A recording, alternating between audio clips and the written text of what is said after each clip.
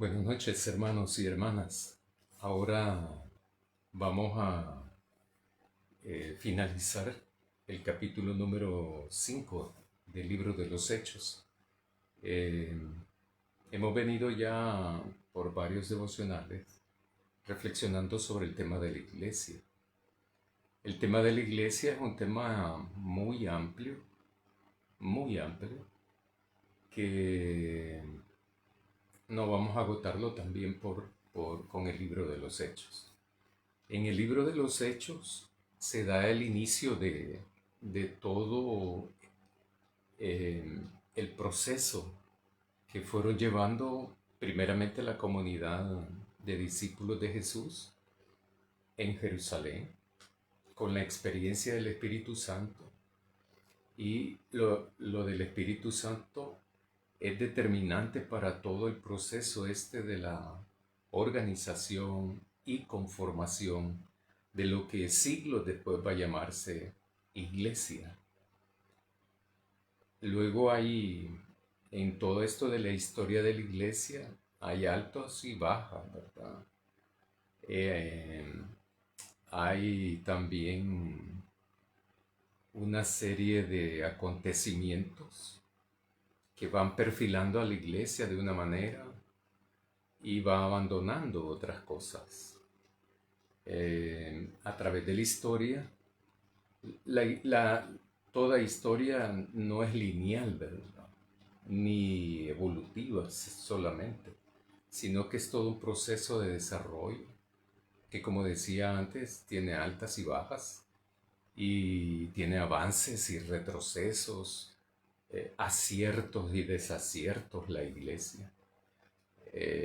También se pierde la iglesia, ¿verdad? Se pierde. Y se encuentra otra vez de tal manera de que se va queriendo corregir muchos errores, no solo en su concepción, sino también en su práctica. La iglesia está cargada, llena de innumerables divisiones. Entonces, ahora vamos a ver el capítulo 5, los versículos del 33 al 42. Pero solo quiero hacer mención de algunas cosas, de una cosa que mencioné el jueves pasado. Y eso está en el versículo 32 del capítulo 5, que dice: nosotros somos testigos de estas cosas, y también el Espíritu Santo que Dios ha dado a los que le obedecen. Eso lo dice Pedro cuando lo interrogan. Lo interrogan, solo quiero arreglar algo aquí. Lo interrogan eh, en el Sanedrín. Ya el jueves pasado vimos ese texto que, que plantea todo, narra, nos cuenta, nos comenta. Lucas, al escribir el libro de los Hechos, nos dice, por ejemplo, que estos apóstoles fueron capturados, llevados a la cárcel, eh, interrogados, amenazados también, la primera vez, la segunda vez encarcelados, pero Dios los libera de la cárcel y están anunciando, están enseñando en el templo, cuando lo llegan a traer otra vez, ¿verdad? Ahora, están en ese diálogo, en ese interrogatorio, cuando en el versículo 29 del capítulo 5 dice: pero respondiendo Pedro y los apóstoles dijeron a las autoridades del Sanedrín: es necesario obedecer a Dios antes que a los hombres. Eh, Eso tiene mucha relación con todo lo que está pasando, porque hay que ir descubriendo por qué los apóstoles y la comunidad de discípulos de Jesús no dejan de hacer lo que están haciendo, que es testificar, enseñar sobre Jesús o Jesucristo. Y entre eso, dice que han hecho favores en todo el pueblo. Ha ocurrido muchas sanidades también de personas enfermas. Esto les ha ido dando a medida ellos van actuando, ellos van desarrollando toda esta práctica que comúnmente ahora le llamamos ministerio, ¿verdad? Ministerio viene de la palabra de la raíz servicio, servicio a Dios. Entonces los apóstoles han estado testificando de Jesús, han estado orando por los enfermos, Dios ha ido sanando a enfermos y esto cada vez más hay más gente que va conociendo esto y entonces se le va difundiendo esto, van lo que comúnmente o popularmente llamamos, se le va haciendo la fama a estos apóstoles. Y entonces dice el texto en el capítulo 5 de que de pueblos aledaños a Jerusalén están llevando sus familiares enfermos o sus personas conocidas enfermas, ¿verdad? ¿Para qué? Por lo menos, dice ahí, Lucas dice eso, por lo menos la sombra de los apóstoles pase sobre ellos, ¿verdad? Eso no es magia, ¿verdad? Eso no es magia. Pero aquí el punto que quiero resaltar, ¿quiénes son los que son bendecidos, por así decirlo, con la presencia del Espíritu Santo? Pedro es muy tajante, es muy contundente, muy claro para decir quiénes. Y lo dice en el versículo 32 del capítulo 5. Los que reciben el Espíritu Santo son los que obedecen a Dios. Entonces, Pedro lo ha dicho al Sanedrín anteriormente. Es necesario obedecer a Dios antes que a los hombres. Y eso no tiene mayor explicación, ¿verdad? Es sumamente claro todo eso. Sumamente claro. Los más espirituales, no dice eso. Lo que dice Pedro es los que obedecen a Dios. Obedecer a Dios a pesar de las experiencias que están teniendo, a pesar de las circunstancias que están viviendo, porque no es nada agradable, fácil, llevadero, superficial, poca cosa lo que están experimentando. ¿Qué es lo que están experimentando los apóstoles? Persecución, captura, tortura cuando dice que se les azota o se les flagela, encarcelamiento y amenaza. Eso es lo que reciben por parte de los dirigentes de la religión judía. Claro, de parte del pueblo lo que están teniendo es reconocimiento, ¿verdad? O sea, es que no quiero usar la palabra fama, pero se están dando a conocer, ¿verdad? Ahora dirían virales, todo lo que están haciendo ellos. Se ha viralizado a través de la voz popular de que los apóstoles quizás decían, sanan los apóstoles. Ya vimos eso, ¿verdad? De que Pedro y Juan también dicen, miren, no es por nosotros, ¿verdad? Es por Jesucristo. Entonces no hay que seguir insistiendo en eso. Uno tiene que tener claridad de eso. Nadie sana, sino que es Dios el que sana. Jesús es el que sana. Entonces ellos lo que hacen es facilitar esto del proceso de sanidad. Pero no son ellos los que sanan. ¿Y por qué digo eso? Porque ellos mismos lo dicen en el capítulo 2 o 3 del libro de los Hechos. Entonces, ¿quiénes son los que reciben el Espíritu Santo? Los que obedecen a Dios. Entonces, a pesar de esas 5 circunstancias, experiencias, padecimientos que están experimentando ellos, les dice Pedro entonces dice al Sanedrín, le dice en el versículo 2, ¿verdad? En el 29, lo que le dice es necesario obedecer a Dios antes que a los hombres. Y en el 32 del mismo capítulo, nosotros somos testigos de estas cosas. Y también el Espíritu Santo que Dios ha dado a los que le obedecen. Entonces, no dice de que, es que el Espíritu Santo solo es para las personas así iluminadas o espirituales, ¿verdad? No.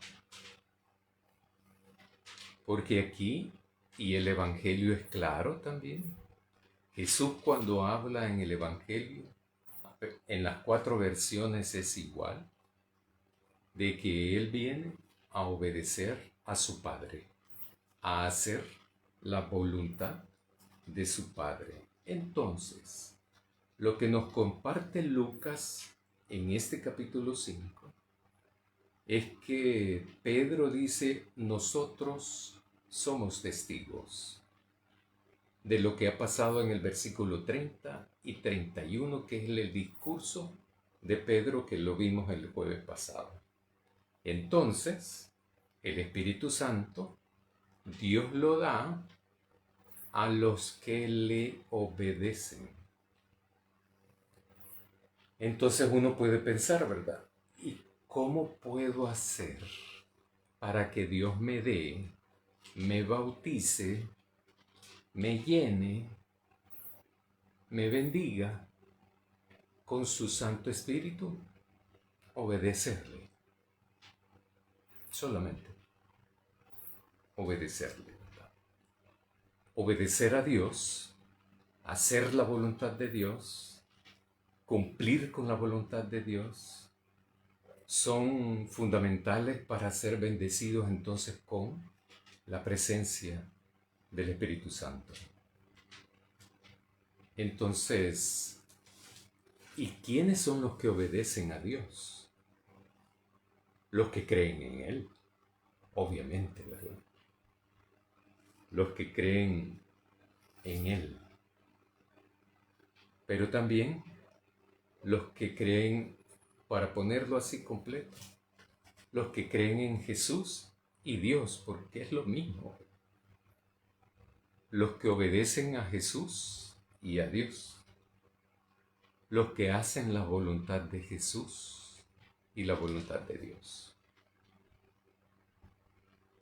Entonces eso hay que hacer para ser bendecido con la presencia o para tener, o para, como se dice, aunque no se dice en el texto, pero haber experimentado la presencia del Espíritu Santo en nuestras vidas. Eso es lo que hay que hacer. Creer y obedecer a Jesús y a Dios. Versículo 33 del capítulo 5, que es el texto que nos ocupa ahora. Los que escuchaban se enfurecían y deseaban matarles. ¿Quiénes son ellos? Los dirigentes de la religión judía. ¿Quiénes son los dirigentes de la religión judía? El Sanedrín. Ahí están saduceos, fariseos, etc. Entonces, tal parece de que no ha existido ningún cambio en ellos.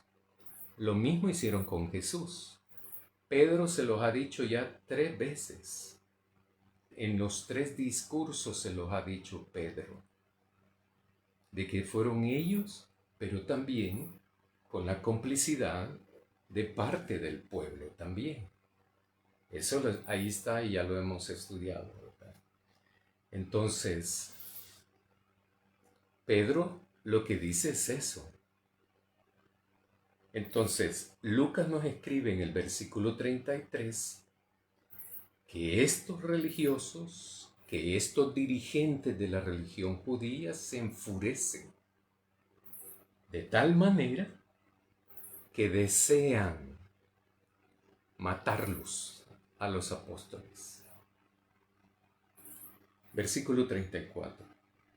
Entonces se levantó en el Sanedrín cierto fariseo llamado Gamaliel, maestro de la ley, honrado por todo el pueblo, y mandó que sacaran a los hombres por un momento, o sea, a los apóstoles. Les dice que se salgan porque quiere hablar solo con los del Sanedrín. Entonces ya solos con el Sanedrín les dice Gamaliel a ellos: hombres de Israel, cuídense ustedes de lo que van a hacer a estos hombres, porque antes de estos días se levantó Teudas, diciendo que él era alguien. A este se unieron unos 400 hombres, pero él fue muerto, y todos los que le seguían fueron dispersados y reducidos a la nada. ¿Quién es Teudas? Teudas era un nacionalista judío que reunió un grupo de hombres para liberar a la nación de Israel del dominio romano. Y entonces estos aniquilaron a Teudas, que era el líder de estos que en el texto dice 400, lo exterminan, ¿verdad? Lo matan los romanos. Posiblemente mataron también a parte de los 400 y los que quedaron vivos fueron dispersados. Ese es un ejemplo que está poniendo Gamaliel. Versículo 37. Después de este Teudas, se levantó Judas el Galileo en los días del censo y arrastró gente tras sí. Aquel también pereció, y todos los que le siguieron fueron dispersados. ¿Quién era este Judas el Galileo? Se considera que fue un rebelde, nacionalista siempre, ¿verdad? Judío, que conformó, organizó un grupo pequeño que luchó en contra de los romanos para poder obtener su independencia de Israel. Durante el censo en el año 6, después de la muerte y resurrección de Jesús. En esa época, Cirenio era procónsul y aplastó, procónsul de Siria y de Judea. Y entonces, este fue el que aplastó toda esa rebelión, asesinando a este Judas y dispersando a los que él había reclutado para hacer esta guerra para obtener la independencia de los romanos. Entonces dice Gamaliel, versículo 38. En el presente caso, o sea, ahora, les digo, apártense de estos hombres, de los apóstoles. Apártense de estos hombres y déjenles ir. Porque si este consejo o esta obra es de los hombres, será destruida. Pero si es de Dios, no podrán destruirles, no sea que se encuentren luchando contra Dios. fueron persuadidos por Gamaliel y llamaron a los apóstoles. Y después de azotarlos, les prohibieron hablar en el nombre de Jesús y los dejaron libres. Entonces Gamaliel, al ver la reacción del Sanedrín, que están enfurecidos, con ganas de asesinar a los apóstoles, yo lo que estaba pensando es que estos del Sanedrín, nada de arrepentimiento de nada, ¿verdad? Por lo de Jesús. Nada. Ellos se mantenían en la misma línea. En la misma línea. Entonces, Gamaliel pone dos ejemplos, Teudas y Judas el Galileo, nacionalistas judíos que organizan en momentos históricos diferentes, en tiempos diferentes, años distintos. Ambos se organizan y reclutan un grupo de personas. Del primero, Lucas está diciendo 400, del segundo no se dice. Pero imagínense que hay algunos cientos ahí, ¿verdad? En su momento hacen una rebelión de querer, entonces entran en combate contra el ejército romano para poder entonces echarlos de todo Palestina y de toda esa zona. Y entonces recuperar el territorio para ser gobernado solamente y estrictamente por judíos, que era lo que estaba gravitando también en el tiempo de Jesús. Y la mayoría del pueblo cree que Jesús va a restaurar el reinado a la imagen y semejanza de David, que es más o menos lo que estos 12 también estaban queriendo. Y cuando se dan cuenta que lo capturan, el apoyo popular que había tenido Jesús se le retira. El Sanedrín entonces quiere asesinar a estos apóstoles, pero Gamaliel se da cuenta de que entra posiblemente Gamaliel entra en duda de que no vaya a ser que sea cierto esto de obra de Dios, ¿verdad? Y advierte al Sanedrín, recomienda al Sanedrín, sugiere al Sanedrín de que tome como ejemplo aquellos dos que les ha puesto él, que recuerden esos dos acontecimientos. Porque si lo que están haciendo los apóstoles es de Dios, va a persistir, se va a mantener, no va a morir.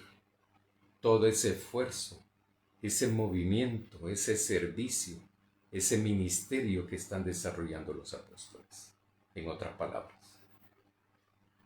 Entonces Gamaliel, quizás, yo interpreto que lo que está haciendo Gamaliel es, miren, mejor hay que estar pendientes, atentos de estos hombres, de los apóstoles, y fíjense en ellos. Hay que poner atención en eso. En vez de estar gastando energías en cólera, ¿verdad? Y en sentimientos de asesinato y todo eso.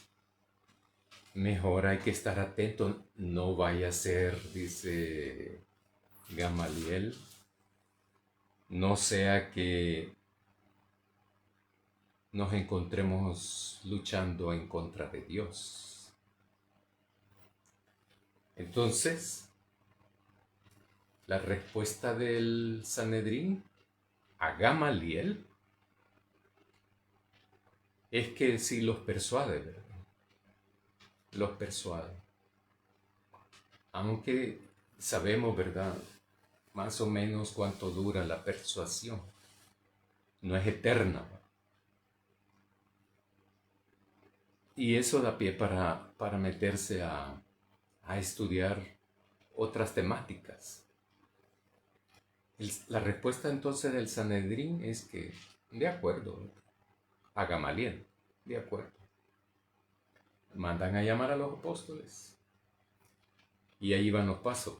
Llaman a los apóstoles, los azotan. Eso quiere decir tortura, porque es latigazos. Esos no son como se castigaba aquí, por ejemplo. Las mamás castigaban antes a los hijos, no, con la correa, ¿verdad? No, eso era peor que eso, pues. Por eso es que yo lo llamo tortura, porque los azotes no eran suavecitos, ¿verdad? Entonces llaman a los apóstoles, los azotan, les prohíben a los apóstoles enseñar en el nombre de Jesús y los dejan libres. O sea, son persuadidos por Gamaliel, pero no mucho. Solamente poquito. Porque si hubiesen estado conscientes ellos, convencidos ellos, de que vaya a ser que estos estén así, ¿verdad? Obrando por Dios mismo. Entonces mejor no los tocan, pues. Pero ¿por qué me da pie de pensar eso? Porque los llaman, los azotan y les prohíben seguir enseñando en el nombre de Jesús. O sea, quieren detener la obra que ellos, el proceder que ellos ya iniciaron. Ya iniciaron. Y eso es lo interesante aquí. Y eso es lo que debemos de rescatar para la iglesia hoy.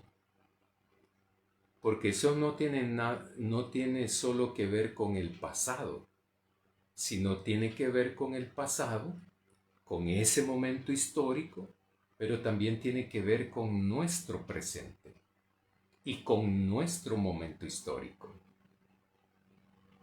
De que la obra de Dios no se detiene, ni debe de detenerse, por nadie ni por nada. El hecho de que yo ya esté, o por ejemplo, el hecho de que alguien se considere de que ya es salvo, ya estuvo. Hasta ahí llegué. Hasta ahí tengo que llegar. Ahí comienza todo. Precisamente ahí comienza todo.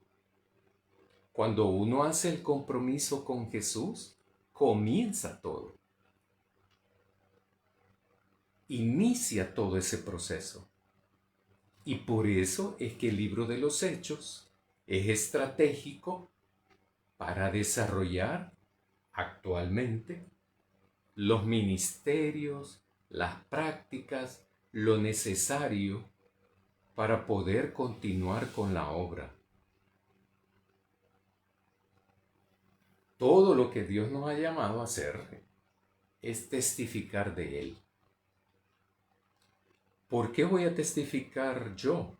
Puede pensar alguien, ¿verdad? Porque Dios ya se manifestó en la vida de esa persona. En la vida de todas las personas que han hecho un compromiso con Él, ya se manifestó. No es que se va a manifestar. Que seamos conscientes de eso o no seamos conscientes de eso es otra cuestión, ¿verdad? Y ahí sí tiene que ver mucho con nuestra práctica devocional de lectura y estudio de la palabra de Dios. Porque Dios se manifiesta en toda persona, pero en toda persona que ha hecho su compromiso con Jesús. En toda persona. No hay unos especiales y otros no especiales. Dentro del pueblo de Dios todos son parejos, ¿verdad?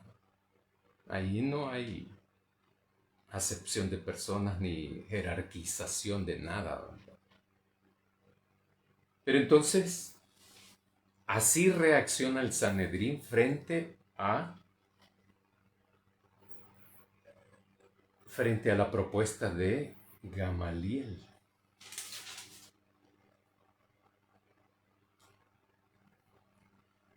A Gamaliel le dice, posiblemente le dijeron que sí, ¿verdad? ¿Por qué digo yo que sí? Porque los dejan libres. O sea, aceptan a medias lo que dice Gamaliel. ¿Por qué digo a medias?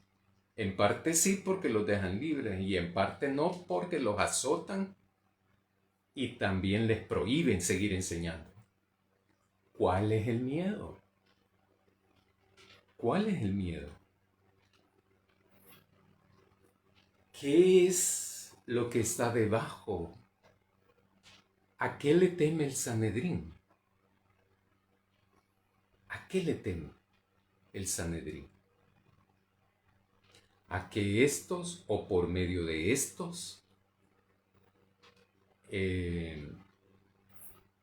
la gente se esté sanando en el pueblo, esté experimentando sanidades. ¿A eso le teme el Sanedrín? Y entonces buena pregunta sería, ¿a qué le teme? Eso sería para otra temática, ¿verdad? Pero entonces, al verse libres, ¿cómo reaccionan los apóstoles? ¿Renuncian a su fe los apóstoles? Dicen los apóstoles, por ejemplo, no, esta vaina se ha puesto muy color de hormiga, por no decir otra cosa, ¿verdad? Se ha puesto bien fregado esto. Nos andan ahí agarrando, ¿verdad? O sea, capturando, pues. Azotando, torturando, encarcelando. No, ya esto ya no me gustó, ¿verdad? Mejor me voy, esto no es conmigo. Así reaccionan los apóstoles. Renuncian a Jesús los apóstoles. Como no salieron las cosas como yo quería, se van los apóstoles. Como esta cosa de la fe en Jesucristo es de bendición en bendición y en bendición, ¿verdad? Me voy. Renuncio. Porque en vez de bendición lo que me están dando son azotes y cárcel. Entonces, ¿cómo reaccionan los apóstoles aquí? Versículo 40. Fueron persuadidos por Gamaliel y llamaron a los apóstoles y después de azotarlos les prohibieron hablar en el nombre de Jesús y los dejaron libres. Por lo tanto, ellos, los apóstoles, partieron de la presencia del Sanedrín, regocijándose porque habían sido considerados dignos de padecer afrenta por causa del nombre de Jesús. Y todos los días en el templo, y todos los días de casa en casa, no cesaban de enseñar y anunciar la buena noticia de que Jesús es el Cristo. Esa fue la reacción de los apóstoles. Entonces la palabra regocijar en griego significa eso, una alegría extrema. ¿Por qué se alegran los apóstoles? Según el texto, por haber sido considerados dignos de padecer por causa de Jesucristo, en otras palabras.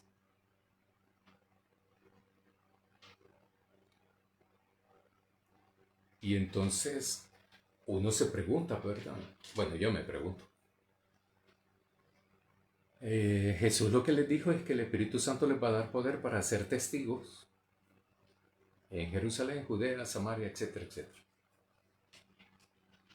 Y yo les decía el jueves pasado que los apóstoles hacen lo que hacen.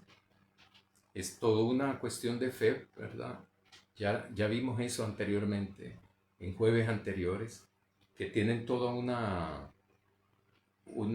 preparación, una enseñanza, pero también tienen una práctica. O sea, no se quedan solo con oír, aprender. No, no, no. Van a la gente, enseñan a la gente, enseñan en el templo, pero también se reúnen de casa en casa. Y eso lo dice Lucas en dos textos anteriores y aquí también lo plantea. O sea, esta es la tercera vez que Lucas está diciendo eso. Cuando aparece ahí en Reina Valera que dice doctrina, lo que dice es enseñanza. Lo que dice la palabra es enseñanza. No doctrina, enseñanza.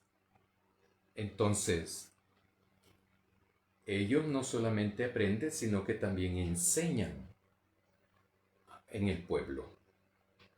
Pero también enseñan en su misma comunidad, se reúnen de casa en casa. Pero también enseñan en el templo.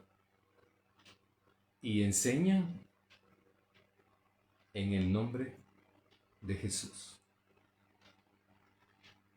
Eso es lo interesante de todo esto. Y eso es lo que debemos también nosotros aprender. A pesar de las circunstancias.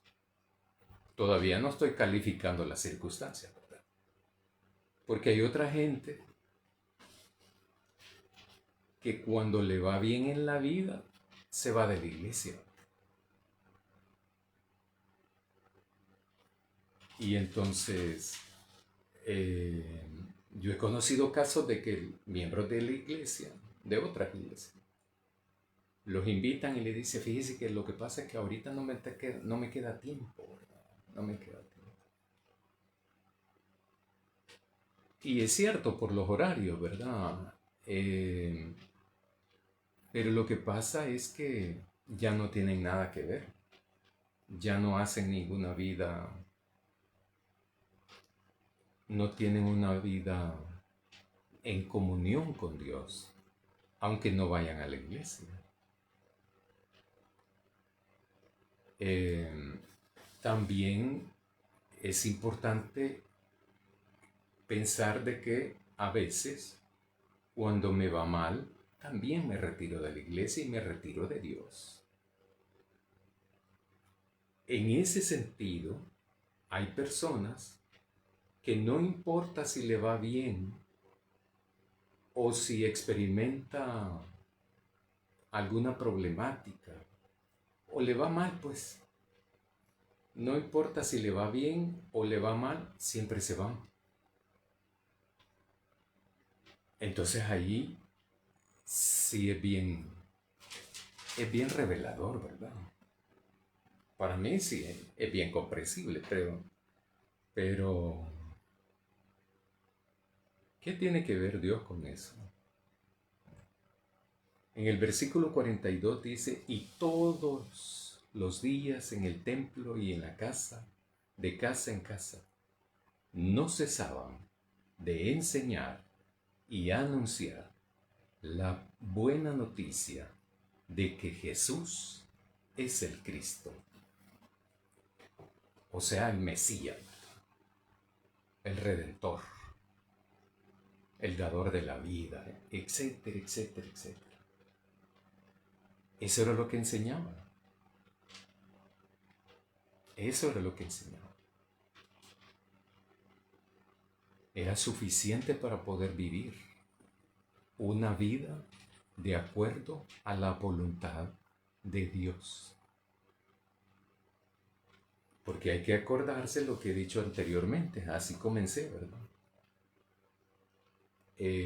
Dios, el único que da el Espíritu Santo es Dios, ¿verdad? Y ahí nadie más. Entonces, Dios a quien le da el Espíritu Santo, a los que hacen la voluntad de Dios. ¿Y cuál es la implicación de todo eso? Conocerlo. ¿Y cómo conozco la voluntad de Dios? Entonces, leyendo su palabra, estudiando su palabra, pero también pidiéndole a Él, a Dios. Entonces, los discípulos, la reacción de los discípulos es que no es una actitud triunfalista tampoco. Le ganamos al Sanedrín. No, tampoco. No se ve nada de eso, ni en el futuro se sabe de eso. Pero lo que sí se ve es que no se detienen. Tampoco ahora hay que detenernos. Ahora nadie nos va a azotar, torturar e encarcelar por anunciar las buenas nuevas de que Jesucristo es el Cristo. Nadie nos va a hacer eso. Ahora en la actualidad, ¿verdad? Nadie nos encarcela por eso. Nadie nos prohíbe. O sea, ahora no hay un Sanedrín que nos prohíba a enseñar eso. No nos prohíbe. Ahora tenemos libertad de hacerlo, comodidad de hacerlo, porque no solamente se puede hacer presencial, sino que también virtual. Entonces, ahora es más fácil. Yo creo que no es que sea más fácil, sino que ahora es más sencillo hacerlo. Lo sencillo no siempre es fácil, pero también se ha vuelto un poco complejo ahora, porque la vergüenza ha cobrado mayor protagonismo. La mayor pena, la vergüenza que le da a la gente de compartir el Evangelio con otra gente. Y más con los conocidos, pues. Más con los conocidos. Y allí uno puede sospechar cosas, pues. Sin embargo, somos llamados a hacerlo. Somos llamados a hacerlo. Este capítulo 5, en el libro de los Hechos, yo les decía al inicio también que el libro de los Hechos, creo que sí se lo dije que fue escrito, pero se lo dije hace 11 jueves, quiero ver, hace 12 jueves. Y se los dije de que el libro de los Hechos fue escrito por Lucas entre el año 80 y 90, después de la muerte y resurrección de Jesús. Entonces, acordémonos de que para escribir un libro de estos, los escritores no andaban ahí, ¿verdad? No andaban así, en vivo, en directo, recabando, recopilando los acontecimientos, las palabras, los discursos de todos, sino que pasan décadas y ellos empiezan a entrevistar a la gente. Por ejemplo, Lucas tuvo que entrevistar a mucha gente para poder después organizar la información y luego redactarla. Por eso es que el libro tiene esa fecha, ¿verdad? Ha pasado 80, 90 años después que murió y resucitó Jesús, cuando este libro fue escrito. Y también aquí habla de más o menos 30 años después de la muerte desde que se da desde que se da la resurrección y todo. Lo que recopila son como 30, 40 años aproximadamente de testimonio, de acontecimientos, etcétera, etcétera, etcétera. ¿Por qué digo yo esto? Porque lo que hacemos hoy tiene una repercusión en el futuro inmediato y en el futuro mediato, a corto y mediano plazo. La iglesia que se activa en el presente, tiene un impacto en el futuro inmediato, pero también a mediano plazo. La iglesia, o sea, la congregación que se activa. Entonces, al destacar aquí lo que vemos en los apóstoles, uno lo que tiene que hacer es sacar. Cada uno de nosotros está con la responsabilidad entonces de sacar un aspecto, 2, 5 aspectos o enseñanzas que me sirven para poder cumplir con el ministerio, con la misión que Dios me ha encomendado, que es anunciar las buenas nuevas del reino de Dios, que es lo que vino a hacer Jesús, a proclamar que Jesús es el Señor y Salvador de nuestra vida, que solamente por Él y a través de Él podemos nosotros llegar a formar parte del pueblo de Dios que estará presente con Dios y en su reino. Eso es todo. ¿Y cómo entonces yo testifico eso? Por todas las cosas que Dios ha hecho en la propia vida. Porque Dios, sí, de plano, ahí sí, de plano, se ha manifestado en todo creyente. Ahí no hay un creyente que no se haya manifestado Dios. Si alguno no cree eso, tiene que evaluarse para poder descubrir Dios, ¿verdad? El Dios que ha estado acompañándole en su vida. Porque eso sí, yo estoy convencido de eso, ¿verdad? Y no solo personalmente, sino también con la familia, pues. Dios se manifiesta en la familia.